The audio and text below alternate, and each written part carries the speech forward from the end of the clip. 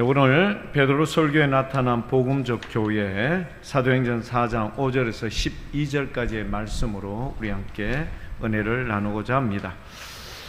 현대인들이 가지고 있는 이 시대적 정신은요 그러합니다. 모든 사람들과 함께 공유, 그러니까 타협적이고, 그리고 내가 가지고 있는 생각을 함께 나누고, 그리고 그 생각들에 함께 모이고 뭐 이런 것들 다. 그런데 우리가 이런 부분에 있어서 복음은요 타협적이지 못합니다. 좀 상당히 좀 독선적이죠. 그래서 여러분, 오직 길은 구원에 나가는 길은 오직 하나밖에 없습니다. 이거를요 세상은 복음에 대해서 상당히 적대적입니다. 그리고 공격적이고요, 이 복음에 대해서 상당히 배타적입니다. 너희들끼리만. 그래서 이제 나온 게 여러분, 구원에 대하여 여러 가지 많은 길이 있다. 꼭 기독교에만 구원이 있는 게 아니라 다른 종교에도 구원이 있다. 그래서 종교 다원주의가 이렇게 요즘 횡행합니다. 자, 그렇지만 우리 교회는요, 이 복음은요 절대적입니다. 오직 한 가지입니다. 오직 예수 그리스도만이 우리에게 참된 구원에 대한 진리를 분명하게 보여주고 있는 겁니다. 자, 이 예수님께서 이렇게 말씀하셨던 이것, 그런데요 2000년 전이죠. 우리 지금 사도행전은 AD 63년경에 기록된 의사였던 누가가 기록된 내용인데요. 자, 이때 이야기를 굳이 왜 지금 2026년도에 우리가 듣고 그리고 이 말씀을 보아야 되는 이유가 뭔가? 교회 여러분, 확실하고 분명합니다. 지금 이 사도 요한 그리고 사도 베드로는요 지금 누구 앞에 설교를 하는가 하면은 사내들인 공회원들 앞에서 지금 설교를 하고 있는 겁니다. 오늘 본문 말씀 5절과 6절을 보시면요, 이들의 말하자면 이 중심이 되어 있는 이들이요 예수님을 십자가에 못 박았던 인물들이거든요. 예수님을 십자가에 못 박았던 그 인물 앞에 참 담대하죠. 베드로하고 요한이요, 여러분 담대하게 서서 설교하는 겁니다. 놀랍지 않습니까? 오히려 당황해하는 쪽은 누군가 하면은요, 그렇죠, 이들을 지금 그들 공회원 앞에 세워놓고 신문하고 있는 그들이 오히려 더 의구심을 표현할 만큼 이들이 담대하게, 정확하게, 분명하게, 그리고 예수님에 대해서 오히려 그들에게 정확하게 표현하고 있는 부분, 이게 우리가 오늘 다시 한번 돌아볼 필요가 있습니다. 오늘날 이 시대의 교회는요 세상의 눈치를 보고 있습니다. 복음은 절대적입니다. 세상의 눈치를 보는 게 아니라, 타협하는 게 아니라 오히려 여러분 그들에게 변증하되 분명하게 확실하게 여러분 말할 수 있어야 되는 거예요. 이거를 처음에는 비겁하기 싫이 그렇게 십자가에 대해서 여러분 등을 돌렸던 이 베드로가 정말 담대하게 그렇게 복음을 전하는 것.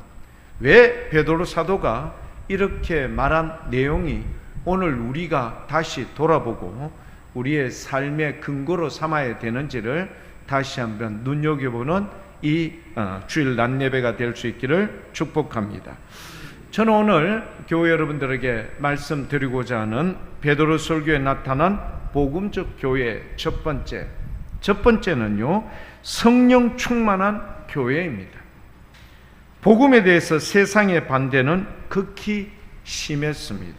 여러분 아시죠? 복음에 대해서 사도 바울도요 이 기독교인들에 대해서 상당히 어떻게 해요? 그렇죠, 적대감을 가졌고 기독교인들을 제거하는 데 앞장섰던 인물이 바로 사도 바울이었습니다.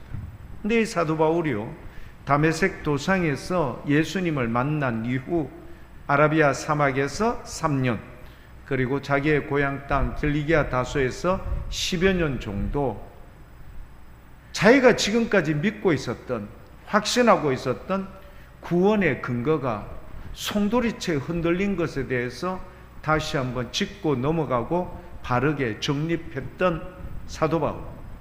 이 사도 바울이요, 이 오늘 본문 말씀 여러분 이 내용을 통하여 여러분 우리에게 주는 내용이 뭘까? 즉 사도행전 전체 28장 중에서 여러분 전반부, 즉 3분의 1 부분은 사도 베드로가 주도권을 가지고 그 스토리를 끌고 가고, 그 다음에 3분의 2는요 사도 바울이 1차, 2차, 3차 전도 여행의 그 스토리를 가지고 이제 내용을 형성했던 게 사도행전입니다. 자, 이 사도행전 안에 사도 베드로가요 여러분 이렇게 사내들인 공회원 앞에서 주눅들지 않고 담대히 전하했던 내용은 그가 성령의 충만함 때문에 가능했던 일입니다. 여러분 처음에는요 베드로 역시 죽음에 대해서 굉장히 두려워했었죠. 즉 십자가 앞에서는 여러분 어떻게 해요? 베드로 역시 여러분 자기의 목숨에 대해서 주저하고, 그리고 여러분 어떤 부분에 있어서 그렇죠, 예수님이 지신 그 십자가 그 현장에서 심지어는 부인 저주까지 해가면서 살려고 그렇게 했던 베드로였던 비겁한 인생이 어떻게 이렇게 복음의 담대함을 가지고 여러분 이렇게 변화될 수 있을까? 우리는 여기에 대해서 다시 한번 살펴보아야 하는 겁니다. 제가 좀 전에 전술했던 것처럼 우리가요 복음을 전하는 것 이게 쉽지는 않습니다. 제가 이제 전반부 그 다음에 후반부에 가서 우리가 전도를 하는 걸 우리가 다 동일하게 한 번씩 했으면 좋겠다. 그래서 강사님을 모시고 와서 전반적인 내용을 피력하고요, 제가 리더십들에게 다 교육을 할 예정입니다. 그리고 여러분 우리 모든 교우들이 함께 여기에 대해서 전도를 그렇게 하도록 하겠습니다. 시간은 좀 오래 걸릴 수 있습니다. 그러나 제가 뭐 여러 가지 많은 이런 전도에 대해서 살펴본 바에 의하면 그래도 우리가 하반기에 행하고자 하는 이 전도는요 가장 우리들에게 도전을 줄 만한 그런 내용입니다. 우리가 우리의 입술을 열어서 복음을 전하고, 우리가요 그들을 위해서 기도하고, 그리고 성령을 힘입어서 여러분 주님이 기뻐하는 이것 새 생명을 얻고자 하는 이 간절함, 이거를 우리가 함께 그렇게 하고자 하는 겁니다. 그런데 제가 말씀드린 대로 복음은 세상 가운데 여러분 항상 충돌을 일으킵니다. 여러분 전해보면 알 겁니다. 여러분들이 세상에 나가서 복음을 전가하다 보면은요 반드시 역풍을 맞게 되어 있습니다. 근데 이거를 우리 주님께서는 기꺼이 하라라고 명령을 하신 거예요. 이 명령을 따라서 우리 모두가 그렇게 하고자 합니다. 교회 여러분, 내가 나이가 많아서 나는 이제 제대로, 모세도 그랬어요. 모세가 하나님의 명령을 따라 애굽에 있는 그 이스라엘 백성들을 구원해 내야 할 터인데, 애굽이라는 강력한 세력에 대해서 모세는요 상당히 두려워했던 겁니다. 그런 두려워했던 이 모세가 처음 여러분 가고자 했을 때 어땠는가요? 나는 말 솜씨가 없습니다. 그러니 갈 수 없습니다. 여러분 하나님께서는 그 모세에게 그의 형 아론을 붙여줍니다. 너보다 훨씬 말 잘하는 아론을 붙여줍니다. 그러나 여전히 모세는요 두려워할 수밖에 없었습니다. 그때 하나님께서 모세의 손에 뭐가 들려있는 것? 지팡이. 그 들려있는 것을 뭐로 변화시키죠? 뱀으로 변화시키고, 다시 그 뱀을 잡으니 다시 지팡이로 변화되고, 모세의 손을 품에 넣으면, 그렇죠, 품에 넣었다 빼면은 문둥병에 걸려 있었던 손, 다시 빼면 다시 회복되는 깨끗하게 변화된 그 손. 여러분, 우리 하나님께서 함께 해 주셔야지 모세 네가 하는 게 아니야. 여러분, 그렇습니다. 우리가요, 지금 우리가 어떻게 이걸 전도할 수 있겠는가? 그러나 교회 여러분, 우리 모두가 다 할 수 있습니다. 왜? 베드로 처음에 굉장히 비겁했거든요. 예수님 십자가 그 사건 앞에 있을 때 베드로가 몰래 들어가서 그 상황을 전체를 보고 있었지만 두려운 마음, 떨림으로 있었던 이 베드로, 결국은 이 베드로가 어떻게 해요? 예수님의 십자가를 질 때 결국은 그곳을 떠나서 갈릴리로 다시 고기 잡는 업으로 그렇게 돌아갔던 겁니다. 이 여러분 베드로, 근데 이렇게 담대하게 전할 수 있는 이 놀라운 능력, 바로 성령의 충만함이었습니다. 여러분, 우리 오늘 본문 말씀, 여러분 거기에 나와 있었죠? 세상은요, 이 전도자를 호락호락하게 놔두지 않습니다. 어떻게 한다고요? 그렇죠, 전도자에 대해서 위협을 가하고 두려움을 주는 겁니다. 세상의 사람들이요, 위협을 가하고 두려움을 준다. 그게 여러분 오늘 본문 사도행전 4장 17절 18절에 보면요, 정확하게 나와 있습니다. 사도행전 4장 17절 18절. 산헤드린 공회원들이 여러분 중간에 딱 세워놓고 그 베드로에게 했던 말 뭐라고 합니까? 이것이 민간에 더 퍼지지 못하게 그들을 위협했다. 아무에게도 이 이름으로 말하지 말게 하자. 정확하게 예수의 이름을 어떻게 해요? 전하지 못하게 했고 그들을 여러분 못하게끔 위협을 했습니다. 18절 말씀을 볼까요? 18절 말씀, 불러 뭘 했다고요? 경고하여 도무지 예수의 이름으로 말하지도 말고 가르치지도 말라라고 이야기했던 겁니다. 상당히 위협적이죠. 상당히 여러분 무섭습니다. 이런 내용으로 복음을 전하지 못하게 합니다. 여러분, 예전에 베드로 같으면은 적어도 이 정도의 위협, 이 정도의 상황이라면 어떻게 할까요? 손 놓죠. 예. 말 안 하죠. 예. 그냥 예루살렘을 떠나버리면 돼요. 자, 그런데 예루살렘을 떠나기는커녕 지금 그들 앞에 이런 위협을 가하는 자들 앞에서 오히려 더 용기 백배하여 선포하는 이유가 뭘까? 아시죠, 교회 여러분? 전도는요, 주체가 사람일까요? 누구일까요? 성령님입니다. 그분이 우리를 전도케 하시는 주체이기 때문에 그분이 우리의 모든 것을 어떻게 해요? 새롭게 변화시켜 주시는 거예요.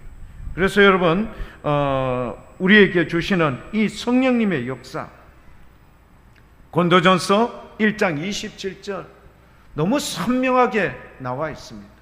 나는 이래서 못하고 나는 이래서 못한다라고 하는 우리에게 여러분 더 이상 핑계거리를 못되게 될 만큼 고린도전서 1장 27절 말씀은 우리에게 내용을 이렇게 선포합니다. 한번 볼까요? 다 같이 한번 읽어보겠습니다. 그러나 하나님께서 세상에 미련한 것들을 택하사 지혜 있는 자들을 부끄럽게 하려 하시고 세상에 약한 것들을 택하사 강한 것들을 부끄럽게 하려 하신다. 아멘. 여러분, 우리 약하다라고 이렇게 핑계댈 겁니다. 말 잘 못한다라고 핑계댈 겁니다. 나 잘 몰라. 어떻게 해야 될지 몰라서 잘 못한다. 약하고 미련하고 여러분, 이 모든 것들을 통하여 우리 하나님께서는 세상의 강한 것들과 지혜 있는 것들을 뭐하게 만들어 버리신다? 부끄럽게 만들어 버리신다. 교회 여러분, 우리가 약하다고 생각합니까? 우리가 미련하다고 생각하십니까? 그러나 우리 하나님의 손에 잡히면요, 성령님께서 우리 가운데 역사하시면, 우리 가운데 충만하면 어떻게 된다고요? 세상에 강하고 세상에 지혜 있는 것들을 오히려 뭐하게 만들어 버린다? 부끄럽게 만들어 버리는 줄 믿습니다. 그러니까 내가 전도하는 게 아니라 전도를 하게끔 그분이 우리를 사용하시는데, 내가 미련하고 내가 약할지라도 담대하십시오. 왜? 그분께서 미련한 우리를, 지혜 있는 자들을, 약한 우리를, 강한 자들을 오히려 부끄럽게 하시기 때문인 줄 믿습니다. 자, 이런 내용이 오늘 본문 말씀에도 또 나옵니다. 사도행전 4장 8절, 사도행전 4장 13절. 여러분 거기에 보면은요 이런 내용이 나옵니다. 베드로가 여러분 그 백성의 관리들과 장로들 앞에 담대하게 이야기할 수 있는 것은 뭐가 있었기 때문이죠? 성령이 충만했기 때문입니다. 여러분 충만하다는 말 아시죠? 가득했다는 것. 그분이 내 안에 모든 것에 꽉 차고 있으니 위협을 하고 여러분 협박하고 여러분 두려움을 조성한다 할지라도 어떻게 해요? 그들 앞에 하나님의 말씀을 전하는 것에 대해서 주저할 수 없었던 내용입니다. 13절 14절 내용을 볼까요? 13절에 그들이 베드로와 요한이 뭐하게 말함을 보고요? 담대하게 말함을 보고 본래 학문이 없는 범인을 알았다가 이상히 여기고 전에 예수와 함께 있었던 그 비겁한 쫄짱구였잖아. 근데 어떻게 이렇게 변화돼서 14절 말씀입니다. 또 거기에다가 병 나은 사람이 그들과 함께 서 있는 것을 보고 비난한 말이 없는지라. 사랑하는 교회 여러분, 우리에게 성령님께서 역사하시면요 이런 기적의 은혜와 능력도 함께 우리에게 보여줄 줄 믿습니다. 이런 놀라운 은혜가 우리 모두에게 여러분 임함으로 인하여 이제 하반기에 우리가 전도를 할 때 여러분 누구의 도우심이? 성령님의 도우심이 내가 하는 게 아니라 나를 통하여, 약한 나를 통하여 강한 세상을, 미련한 우리가 지혜롭다고 하는 세상을 오히려 뭐하게 만들어버린다? 부끄럽게 만들어버리는 줄 믿습니다. 그래서 모세가 간이 여러분 그 강력한 애굽이 결국은 두 손을 들고 그 이스라엘 백성을 놓아주었던 것처럼 여러분을 통한 그 역사가, 성령의 역사가 우리 세상에 있는 모든 자들을 구원해내는 귀한 은혜가 임하는 줄 믿습니다. 두 번째는 하나님의 말씀의 권위가 세워지는 교회입니다. 여러분 그 주보에 나와 있는데 보셨죠? 주보에 보면은 예수님은 교회의 기초입니다. 기준이며 목적이며 방향입니다. 자, 여러분 한동안요 세상에서 굉장히 시끄러웠던 뉴스가 하나 있었습니다. 뭐냐면은 여러분 과수원들이 막 있지 않습니까? 과수원에는 보통 여러분 3,000평, 5,000평, 10,000평 이렇게 여러분 많은 나무들을 과실수를 심어 놓죠. 근데 그 과실수들이 여러분 이 과일이 맺기 위해서는 반드시 필요한 게 있는데 그게 뭐죠? 꽃이 폈는데 수정이 이루어져야 돼요. 수분이 이루어져야 되는데 그 수분이 이루어지는 것을 사람이 일일이 할까요? 누가 대신하는 거죠? 그렇죠. 벌들이 그 여러분 꽃에서 뭐를? 꿀을 채취하면서 여러분 어떻게 해요? 자연스럽게 뭐가 이루어지는 거죠? 수분이 이루어져서 수분이 이루어진 그 꽃들이 열매를 맺어서 사과, 배, 감 이런 식으로 우리에게 오는 거죠. 근데 과수 농가에서 야단이 났습니다. 뭐가 야단 났는가 하면은 뭐가 없다는 거예요? 벌들이 없어진 거예요. 도대체 벌들이 다 어디 갔나? 군집 붕괴 현상이라고 합니다. 벌들은요 반드시 여러분 이 꿀을 채취하고 나서 반드시 귀소 본능에 따라서 집으로 돌아가는데 벌들이요 자기 집을 못 찾고 다 방황하다가 다 집단 폐사를 해버린 거예요.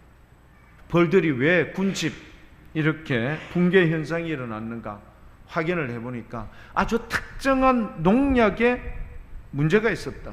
기후변화의 문제가 있었다. 병해충 혹은 서식지 파괴, 심지어는 여러분 시골에도 여러분 어떻게 해요? 우리 교회 앞에도 한번 세울 뻔했는데 5G라고 하는 이 말하자면은 굉장히 출력이 높은 이 말하자면은 전자파죠.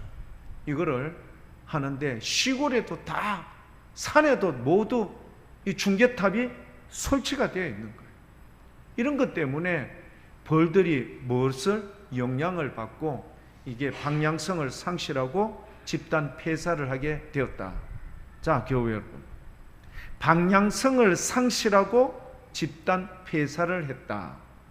사랑하는 교회 여러분, 우리의 인생들도 여러분 나름대로 모든 사람들이 뭘 찾으려고 여러분 하고 있죠? 행복. 살아가면서 여러분 인생의 행복을 여러분 찾고자 여러분 모든 사람들이 그렇게 노력하는 거예요. 세상에 가지고 있는 행복은요 결국 바른 길을 찾지 못하는 겁니다. 그래서 예수님께서 이런 부분에 대해서 정확하게 말씀을 한 거예요. 제가 지금 말씀을 드리고 있는 이 두 번째, 하나님의 말씀의 권위가 세워지는 교회. 여러분 주보에 유인물로 나눠드린 이 종이가 있을 겁니다. 그게 시편, 공교롭게도요 우리 오늘 교독했던 시편 118편입니다.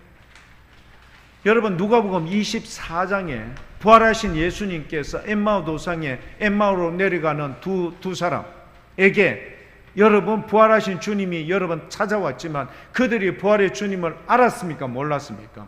몰랐죠. 부활의 주님께서 그들에게 여러분 뭔가를 이야기를 했는데 그들의 마음이 뜨거워지지 않았더냐? 뭘 말씀했을까요? 그렇죠. 구약 성경. 구약에서 오시고자 했던 예수 그리스도에 대해서 여러분 그들이 예수님께서 정확하게 딱 말씀하니까 그들의 마음이 뜨거워져서 도망갔던 떠났던 예루살렘을 다시 올라가지 않습니까? 구약 성경 10편 118편 제가 1절에서부터 29절까지 여러분들에게 나눠드렸어요. 교회 여러분, 제가 노란 줄도 쳐놨고요, 푸른색, 빨간색, 보라색, 파란색 이렇게 한번 읽어보십시오. 교회 여러분, 제가 화면에 띄우면 좋겠는데 여러분에게 이 전체를 보여준 이유와 목적이 있어요. 한번 쭉 눈으로 한번 읽어보십시오. 마음에 와닿을 겁니다. 한번 쭉 한번 읽어보시고 어디 가서 22절, 23절에 가서 딱 서야 합니다. 자, 여러분 한번 쭉 한번 스스로 한번 읽어보십시오.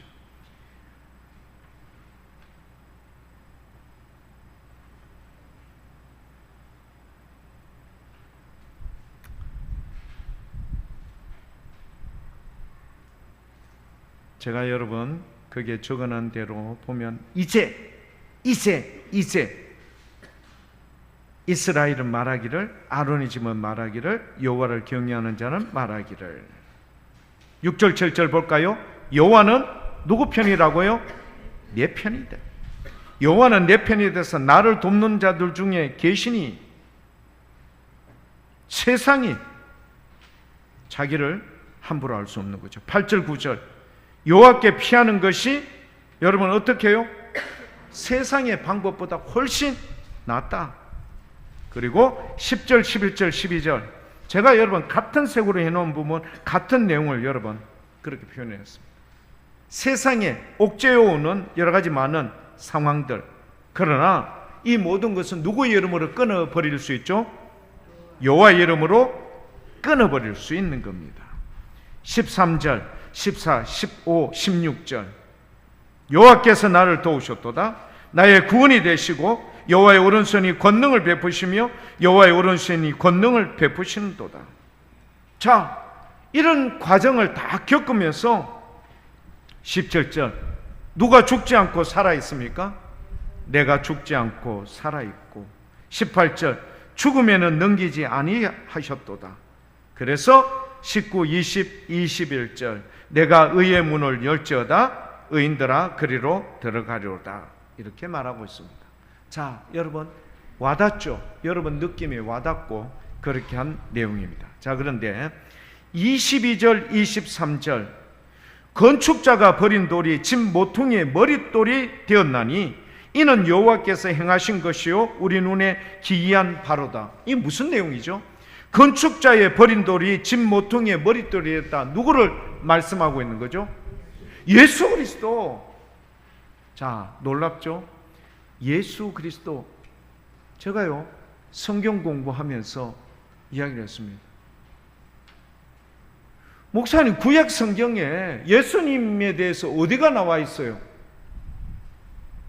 경상도 말로 천지빛깔입니다. 수도 없이 구약 성경은요 예수님에 대해서 증언해 주었기 때문에 여러분, 부활의 주님께서 이 엠마오 도상에 내려가는 낙심한 이 두 제자에게 구약 성경을 통하여 오실 그 예수님에 대해서 명확하고 분명하게 말씀해 준 거예요. 22절 23절 이 예수님에 대해서 말씀하고 난 뒤에 24, 25, 26절을 보십시오. 여러분, 어떤 내용이 나오는가? 이날은 여호와께서 정하신 것이라. 이날에 우리가 즐거워하고 뭐한다? 기뻐하리로다. 여러분, 22절에 봤던 그 예수 그리스도, 그 예수 그리스도의 그 오심, 그리고 그분을 통한 우리 하나님의 확실하고 분명한 역사, 능력, 구원의 증거. 그래서 이날은 여호와께서 정하신 겁니다. 이날은 우리가 즐거워하고 기뻐합니다. 25절 여호와께 구하옵나니 이제 구원하소서. 여호와여, 우리가 구하옵나니 이제 뭐하게 하소서? 형통하게 하십시오. 26절 여호와 이름으로 오는 자가 복이 있으며 우리가 여호와의 집에서 너희를 축복하였도다. 여러분, 24, 25, 26절 여러분, 이날에 우리가 즐거워하고 기뻐하고 여러분 구하옵나니 우리를 구원하소서. 이제는 형통하게, 그리고 복이 있고 그리고 축복까지 행하는 놀라운 은혜가 누굴 통하여서? 예수 그리스도를 통하여 우리 모두에게 임하는 줄 믿습니다. 여러분, 이 내용을 시편 118편을 통해서 여러분 증거되었던 것을 사도 베드로가요 이 구약 말씀을 통하여 그 자기의 스승 주라고 했던 그 예수님, 마치 여러분 두 그물이 찢어질 정도로 많이 여러분 고기가 잡혔던, 그렇게 말씀하셨던 그 예수님이 바로 이분이셨다라는 것을 알고 깨닫게 됐던 겁니다. 깨닫게 되었던 이 베드로가요 이제는 어떻게 해요? 이 예수님으로 말미암아 담대해진 거예요. 그래서 여러분, 우리 오늘 제가 여러분들에게 드렸던 그 말씀, 위대한 설교는요 세상 사람들이 의문을 가지고 방향성을 상실했던 그 벌들처럼 세상 속에 우리가 이런 행복을 찾아갔지만 결국 마지막에는 그 행복이 참된 행복이 아니었어. 그래서 복음 안에서 참된 행복, 복음이신 예수 그리스도, 그분을 통하여 우리에게 주시는 말씀, 요한복음 14장 6절 말씀, 예수님께서 이르시되 내가 곧 길이다 진리다 생명이다. 나로 말미암지 않고는 아버지께로 올 자가 없느니라. 정확하고 분명하게 말씀해 주신 그분의 말씀.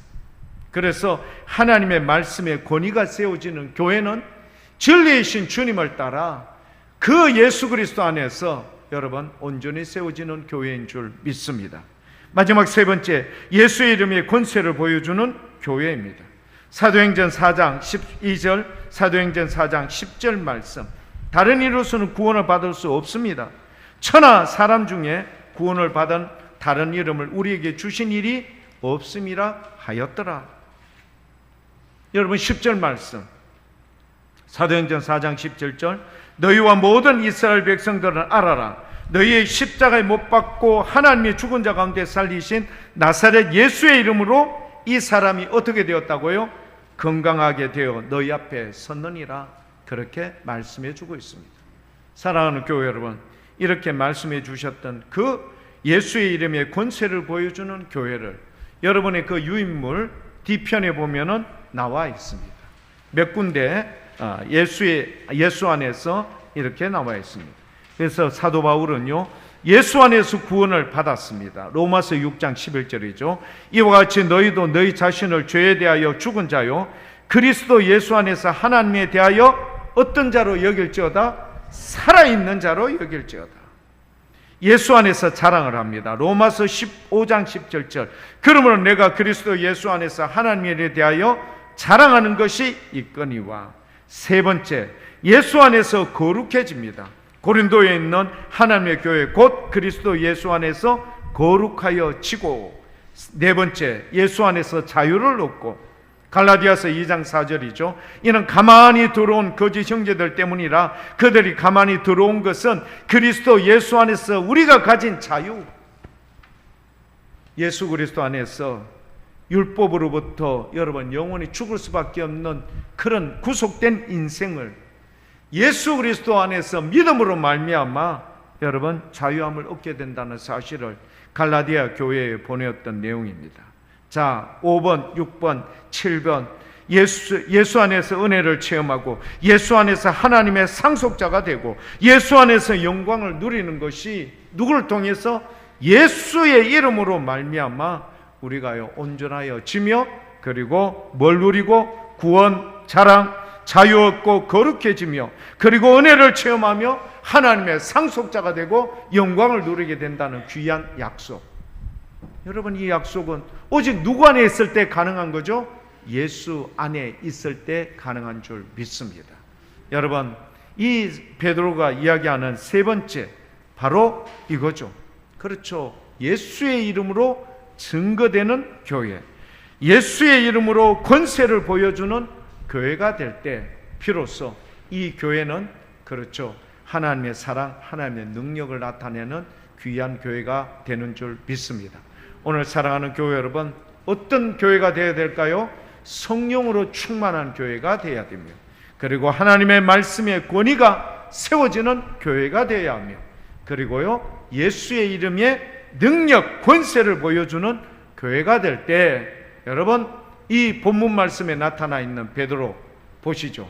어떨까요? 세상 가운데 여러분 충돌이 생기고 두려움을 줄 수 있고 역풍이 다가오지만 굴하지 않고 담대하게 오히려 주님을 증거함으로 그들이 두 손 들고 오히려 하나님의 영광이 나타나는 놀라운 은혜가 있는 것처럼 예수 그리스도 안에서 여러분 세상을 향하여 담대할 수 있는 놀라운 능력자로 변신될 줄 믿습니다. 비겁자 베드로가 여러분 복음에 담대한 용기 있는 자로 변화될 수 있어서 초대교회를 이끌었던 것처럼 우리 모두가 이런 일에 다 같이 동참함으로 우리 복무교회가 주님이 세우신 교회로 성령의 충만함, 하나님의 말씀의 권위가 있고 그리고 여러분 예수의 이름의 권세를 보여주는 교회로 거듭날 줄 믿습니다. 이 귀한 은혜를 가지시고 여러분 하반기에 여러분 절차에 따라서 여러분 순서에 따라서 하나씩 준비하고 여러분 그래 행할 수 있도록 하겠습니다. 여러분 꼭 기대하고요. 하반기에는 지금의 우리 복무교회 이런 냉랭한 분위기가 아니라 열정적이고 뜨거워질 거며 그리고 하나님의 은혜로 충만한 교회, 성령의 충만함을 받는 우리 멋진 교회 될 수 있다는 사실을 여러분 기대하며 기다리며 기도하는 우리 모두가 될 수 있기를 축복합니다.